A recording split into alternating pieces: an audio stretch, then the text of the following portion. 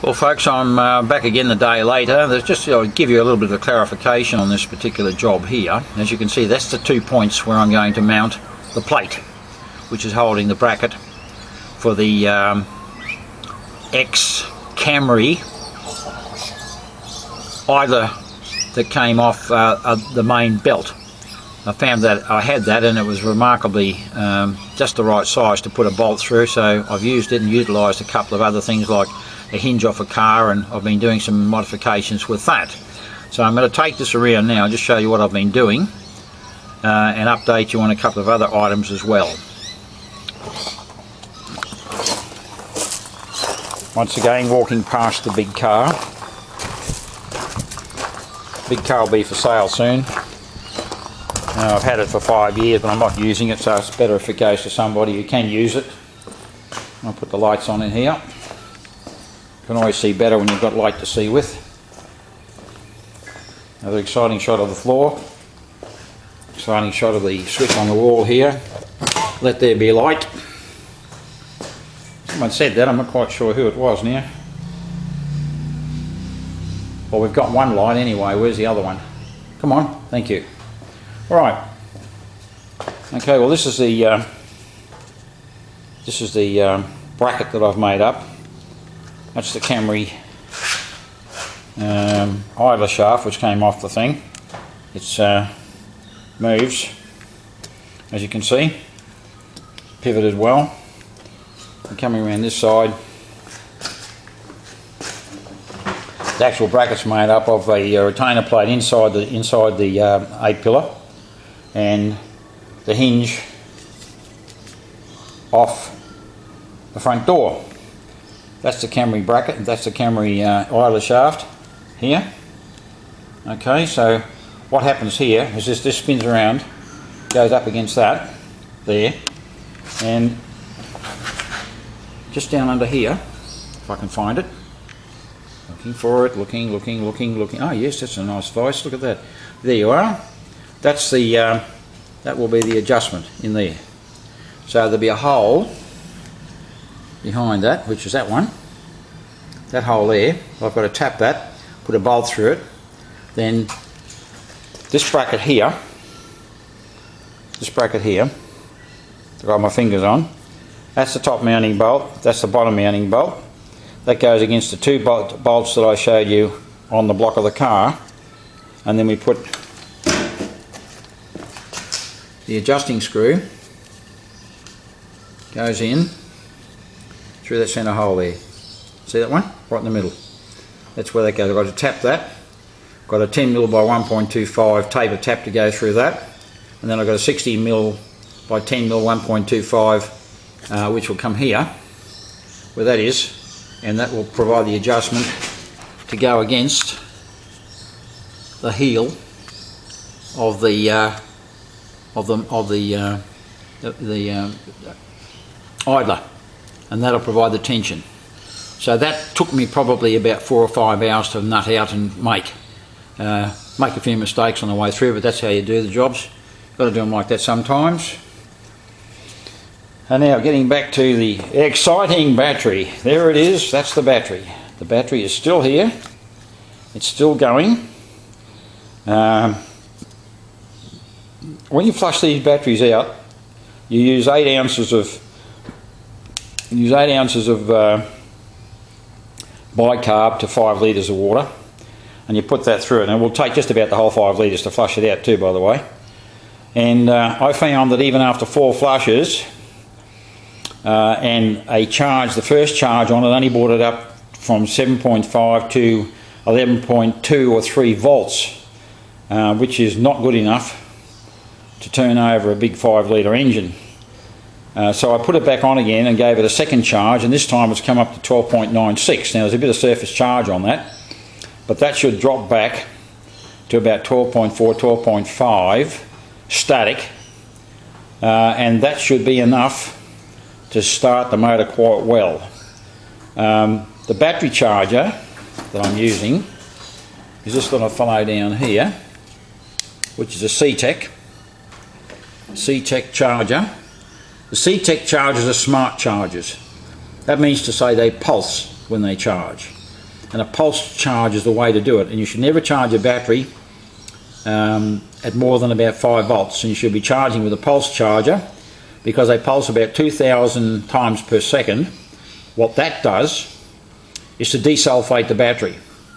Now, most of the batteries, when you get them from a battery dealer around the place, will find them been standing for quite a while.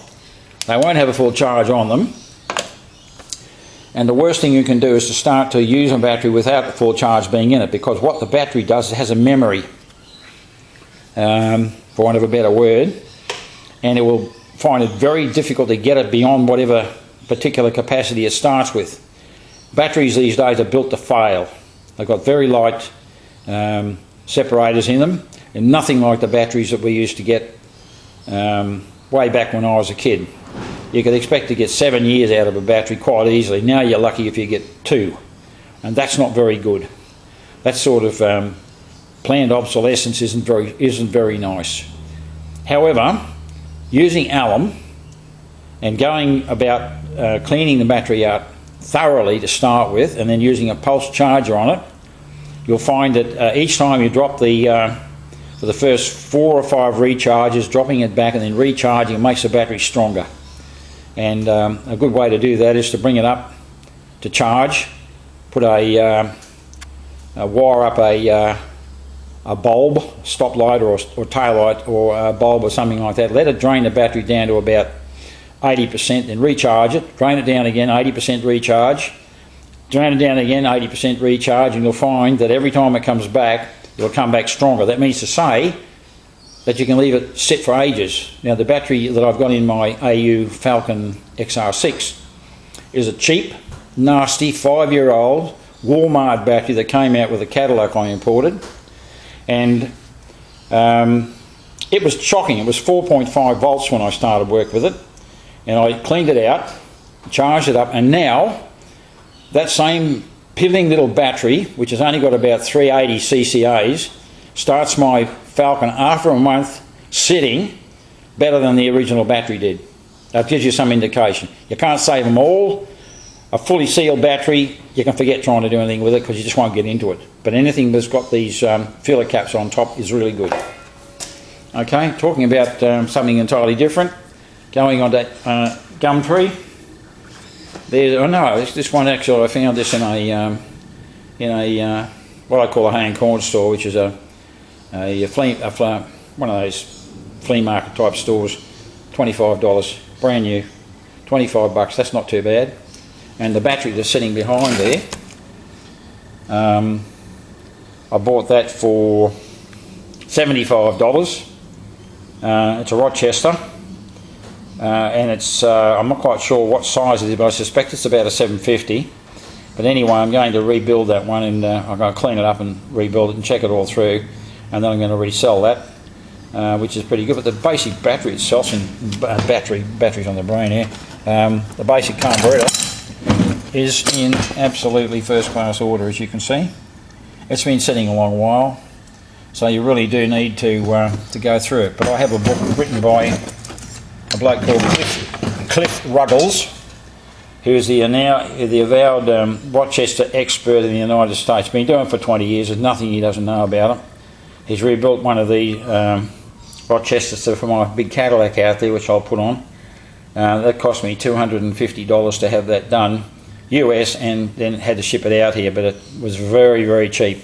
The same battery, the same carburetor out here would cost an absolute fortune, and it's been set up properly to run precisely to the specifications of the engine. And it has the engine in the Cadillac has got a hot cam in it. It's been retimed, and the distributor's been retimed as well, and the carburetor's been set to the specifications and the general overall condition of the engine, which is brand new because it's only 150 k's since I had it reconditioned and balanced and everything else done with it.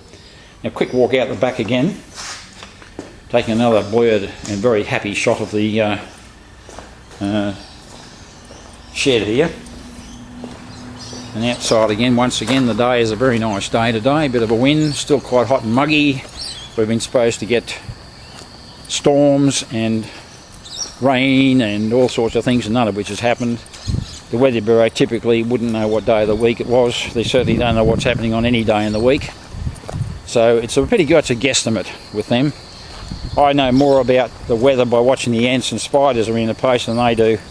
And my forecasts are more accurate than theirs. But incidentally, while we're having a look at it, out the back here, there's a bit of a storm out there. Look at that. It could rain on us. You never know, miracles can happen. They may even put enough water on the ground to actually make the grass grow. That'd be change. Right, back to the shed. Back to the sort of half destroyed door come bonnet, come boot here. And another look at the engine, which has still got repositories on it since yesterday, which is this sort of stuff here, which we'll move, put them up here in the other bits and pieces. Right, just wanted to show you that little black hole of Calcutta in the back here, which has got all the garbage around it. When I get my little thing in the right way. There we are, let's have a look. Oh, I still can't find it. Oh, there we are. Look at that. See that hole there?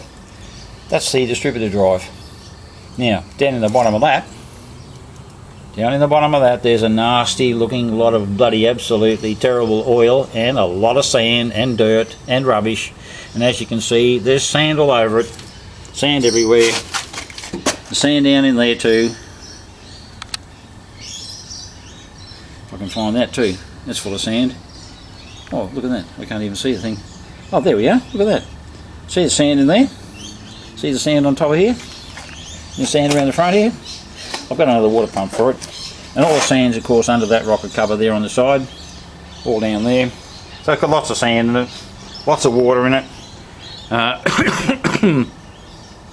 However, I'll water blast it, clean it, drain it, pull the rocket covers off and take care of that. Horrible looking piece of work there, but although it looks terrible, it can be fixed. Surprising how well you can get these to come up. The actual metal in the thing's perfectly fine, nothing wrong with that. And they'll come up good and I'll paint them red. In fact, I might even get them around and get them baked with some paint on them around the rail. I think I just might do that actually. I don't want them blue. Blue's a horrible colour on everything. Anyway, there's that nice boot. I'm keeping that boot because I'll probably find another one of these before too much longer. I'll be buying a few Holdens and stuff like that and rebuilding them. I'm also looking at the States at the moment to get myself another Cadillac. I haven't quite decided what I'll get yet, but I'll try and find a good Cadillac convertible. Usually the floors are gone. However, you can buy the whole floor sections for about $500, including the boot. Massive job to do it. But nonetheless, providing all the cars there, you don't have to pay a lot of money for them, which is fortunate. Then you just got to do the work. I have a friend who does them all the time, and he buys the most god-awful looking stuff, and you'll be surprised how well it comes up. And there's the big beast back again. She's not looking too bad. Well, that is a rough idea. Oh, here's something else I bought too. Well, let's have a look at that. See that little Honda generator there? $120 off Gumtree. Fantastic little thing. Bought for a purpose. It's going in the back of a trailer. The trailer, oh, that's the boroscope above it too, by the way. Let's have a look at that for you. Here's the boroscope. Show you what it looks like. There we go. Open it up. It's got no stuff with it. Come on, you dog. Yeah. There we go. There's the boroscope. That's it. In there somewhere. There it is. Look at that. That's a boroscope.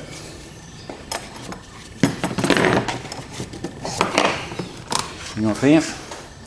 That's what it looks like. It's got a screen on it. Screen, long lead. Where's the lead? There it is. Long lead. Little camera on the end of it, and you get that down into the board where you want to go and have a look at things. It takes a little battery in the heel of the handle here. Then you can get down and have a look at things. Absolutely necessary if you're going to work on cars. These things. Can't get away from it. So that's the boroscope. Quite back where it should be, either just quietly. There it is. There we go. That's it. Put that up. And this one up here too. if I see a tool that I want to buy, I will buy that. This is a welder, peerless welder. I bought that for $100. Made in Brisbane, probably about 40 years old. You can weld a bridge with it. Goes up to about 240 amps. It's all adjustable on top. I've got to get new leads for it. It's going to cost an absolute fortune to get them. But they're stuffed, those ones. I don't like them at all. Very unsafe. There's a cut-off saw there. A cut-off saw goes very handy when you want to cut pieces of steel and stuff like that. I've got a lot of equipment. It's taken me a lot of years to get. Cost me a lot of money. I'm still not finished with it. Anyway, that's about the size of the whole show. There's my SIG welder over there, my MIG.